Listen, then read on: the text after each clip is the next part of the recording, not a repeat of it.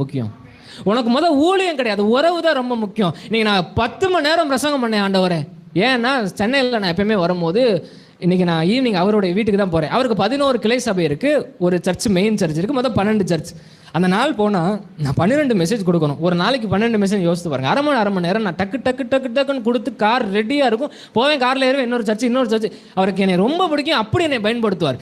ஆண்டவர் என்கிட்ட ஒரு நாள் சொன்னார், அந்த நாள் அந்த ஃப்ளெக்ஸ் பஸ்ஸில் உட்காந்து அந்த ஸ்லீப்பர் பஸ்ஸில் பொணம் மாதிரி படுத்து தூங்கினேன். அந்த நாளில் நான் பேசினேன், ரொம்ப மெனிமோர் டைம்ஸ் பேசினேன்.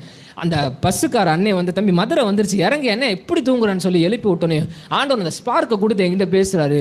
இன்னைக்கு ஸ்டீஃபன் 10 மணி நேரம் பேசினா எனக்கு சந்தோஷம். ஆனால் இன்னைக்கு ஸ்டீஃபன் என் கூட ஒரு 5 நிமிஷம் கூட பேசவே இல்லையே. இன்னைக்கு ஃபுல்லாக மெசேஜே கொடுத்தாரு சாரு.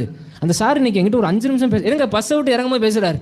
அன்னைக்கு நான் முடிவெடுத்தேன், அவரோட பேசுகிறதா என்னது முக்கியம், 2வது என்னது ஊழியம். அவரோ